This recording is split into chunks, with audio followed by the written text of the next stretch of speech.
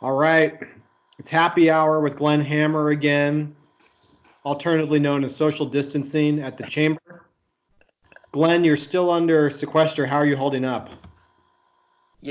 I've found day in, day out, I feel like I'm very productive being at home and just being able to rattle off call after call. But I Right. will say I do miss normal human interaction. Fair enough. All right, let's talk a little bit about the last 2 days. Yesterday, chamber membership did a call with Senator McSally. Today, we did a call with Senator Sinema. Just your quick reaction to those calls. Well, I appreciate both senators taking the time. I mean, things are moving a million miles an hour in Washington, D.C. Just today, they passed round two of a major bill to help employees who are laid off or homesick or whose families are homesick, as well as to do things to get more resources to testing. Right. I'm proud to report that both of our senators are working extremely hard on this, and they're working in a truly bipartisan, good government way. I just want to say this. We've had great leadership in our United States Senate over the years. I had the privilege to work for Senator Kyle. I had the privilege to almost work for Senator McCain. I never really worked for him, but he used to say that I did, and I always appreciated when he did. He Worked for a great. claims, he claims you're a staffer of his. I'm not gonna dispute that. Just Right. the records don't reflect that, the payroll records. So I was a good deal. Uh, while both senators may have the least amount of seniority on the Hill, they're working. They have more energy than anyone else. And we could break it down. Maybe we could talk a little bit about each Senate visit via the phone. Yeah, let's do that. All right, let's go in order then. Let's start with Senator McSally. That was yesterday. Quick thoughts. Yeah, it was interesting. We probably had over 80 or 90 members dial in, and quite a few questions. And we exhausted the hour plus that you gave with us.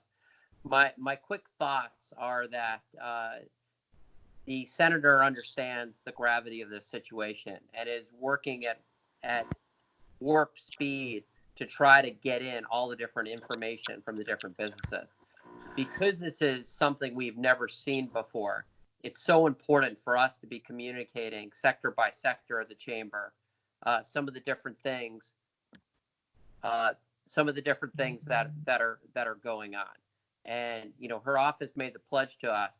They're around 24/7 to listen to us and to help us through this difficult time. Yeah, that was a good call. Another good call today, Senator Sinema. Thoughts on that one?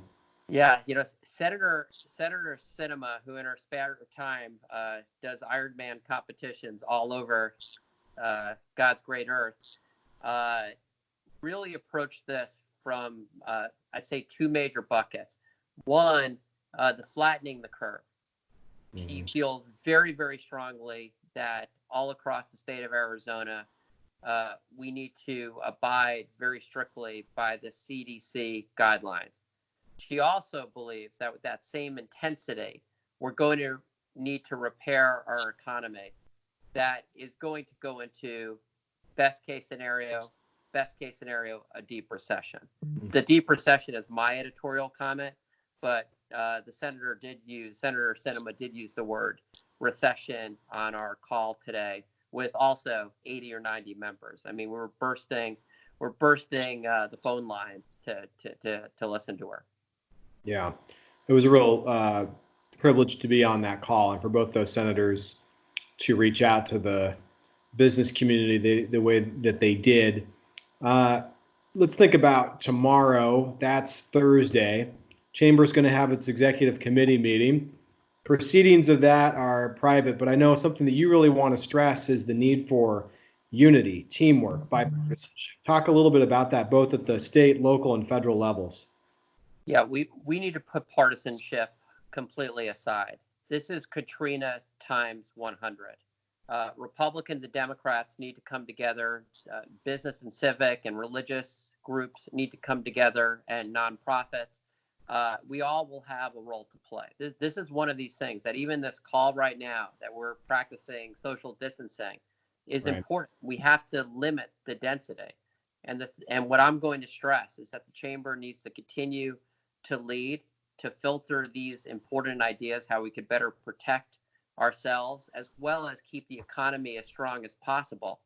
But that each and every member of the chamber has a role to play as a member of the chamber, as a member of the business community, as a family member, and as a member of numerous civic organizations. We're all in this together. Shameless plug, Glenn. You got a lot of readers out there. They can follow you on Twitter at Glenn Hammer, but also we've got a resource page on chamberbusinessnews.com/coronavirus. We update that twice a day with resources to the business community as to what's going on out there.